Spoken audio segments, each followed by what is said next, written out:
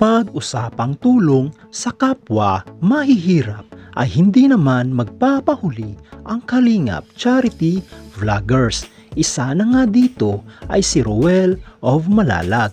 Si Ruel of Malalag ngayon ay merong 301,000 subscribers at may total video views na 58,005,700. Deserve din ni Kalingap Ruel ang magkaroon ng maraming suporta dahil ang kanyang ginagawa ay hindi lamang para sa kanyang sarili kundi para sa lahat ng mahihirap. So yun mga idol, sa video na ito ay ating pag-uusapan at aalamin ang latest sahod ni Ruel of Malalag sa YouTube. Gamit ang isang public website na Sociablade ay ating malalaman at makikita ang kanyang latest sahod sa YouTube. Ang Sociablade mga idol ay isang public website na kung saan kahit sino ay pwedeng tumingin sa analytics at estimated earnings ng isang YouTuber or influencer. So yun mga idol, nandito na tayo sa Sociablade at ito ang official channel and site ni Ruel of Malalag sa Sociablade kung saan pwede nating makita ang status ng kanyang YouTube channel at ang kanyang latest sahod sa YouTube. So yun mga idol, dito sa kanyang uploads ay nasa 1,461 na. Subscribers naman ay nasa 301,000 na. Total video views naman ay nasa 57,945,709. Country ay Philippines, channel type ay people at user created noong November 5, 2016. At dito naman sa baba, ang total grade niya ay nasa letter B. Sociablade rank ay pang 69,021. Subscriber rank ay pang 2,000. Video views rank naman ay pang 219,602. Country rank ay pang 704 at ang people rank ay pang 1,483. At dito naman sa subscribers ni Ruel of Malalag for the last 30 days ay merong pumasok na 18,000 subscribers. At sa video views naman ay merong pumasok na 7.1 million. Tumaas ito ng 4.3% for the last 30 days. So yun mga idol, dito naman sa YouTube stat summary ni Ruel of Malalag noong August 29, 2023 hanggang September 11, 2023 ay makikita natin dito ang nadagdag na subscribers, nadagdag na video views at ang estimated earnings niya sa bawat araw. Pero mga idol, ang titingnan natin dito ay ang daily average at weekly average. At disclaimer lang mga idol, ang impormasyon na inyong nakikita ay isang estimated earnings lamang dahil ang website na ito mga idol ay nagbabase lamang sa views ng bawat video. So yun mga idol, umpisahan natin dito sa daily average simula sa lowest na meron siyang $58 hanggang sa highest na umabot ng $935.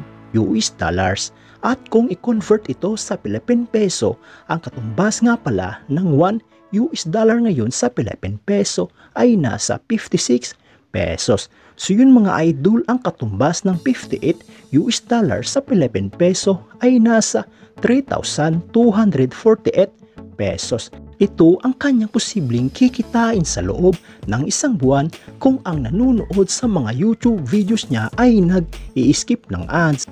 At ang katumbas ng $935 sa Philippine peso ay nasa 52,360 pesos. Ito naman ang kanyang posibleng kikitain sa loob ng isang araw kung ang nanonood sa mga YouTube videos niya ay hindi nag-i-skip ng ads. So yun mga idol, dito naman tayo sa weekly average. Simula dito sa lowest na meron siyang $409 hanggang sa highest na umabot ng $6,500.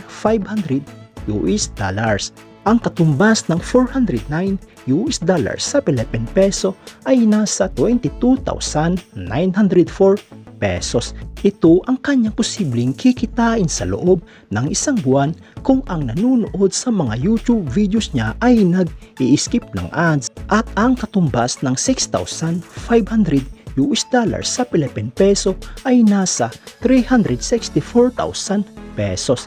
Ito naman ang kanyang posibleng kikitain sa loob ng isang linggo kung ang nanonood sa mga YouTube videos niya ay hindi nag-i-skip ng ads. So yun mga idol, dito naman tayo sa monthly at yearly estimated earnings, at inuulit ko mga idol, ang impormasyon na inyong nakikita ay isang estimated earnings lamang dahil ang website na ito mga idol ay nagbabase lamang sa views ng bawat video. So yun mga idol, simulan natin dito sa monthly estimated earnings. Simula dito sa lowest na meron siyang 1,800 US dollars hanggang sa highest na umabot ng 28,000 US dollars. At kung i-convert ito sa Philippine peso, ang 1,800 US dollars sa Philippine peso ay nasa 100,800 pesos. Ito ang kanyang posibleng kikitain sa loob ng isang buwan kung ang nanonood sa mga YouTube videos niya ay nag-i-skip ng ads. At ang 28,000 US dollars naman sa Philippine peso ay nasa 1,568,000 pesos. Ito naman ang kanyang posibleng kikitain sa loob ng isang buwan kung ang nanonood sa mga YouTube videos niya ay hindi nag-i-skip ng ads. So yun mga idol, dito naman tayo sa yearly estimated earnings. Simula dito sa lowest na meron siyang 21,000 US dollars hanggang sa highest na umabot ng 336,500 US dollars. At kung i-convert ito sa Philippine peso, ang 21,000 US dollars sa Philippine peso ay nasa 1,176,000 pesos. Ito ang kanyang posibleng total na kinita sa loob ng isang taon kung ang lahat ng nanonood sa YouTube videos niya ay nag-i-skip ng ads. At ang 336,500 US dollars naman sa Philippine peso ay nasa 18,844,000 pesos. Ito naman ang kanyang posibleng total na kinita sa loob ng isang taon kung ang lahat ng nanonood sa mga YouTube videos niya ay hindi nag-i-skip ng ads. So yun mga idol, hanggang dito na lang ang video na ito. Kung nagustuhan mo ang video na ito ay mag-ewan ka naman ng isang like at isang subscribe bilang suporta sa aking YouTube channel. So yun mga idol, maraming salamat sa panonood.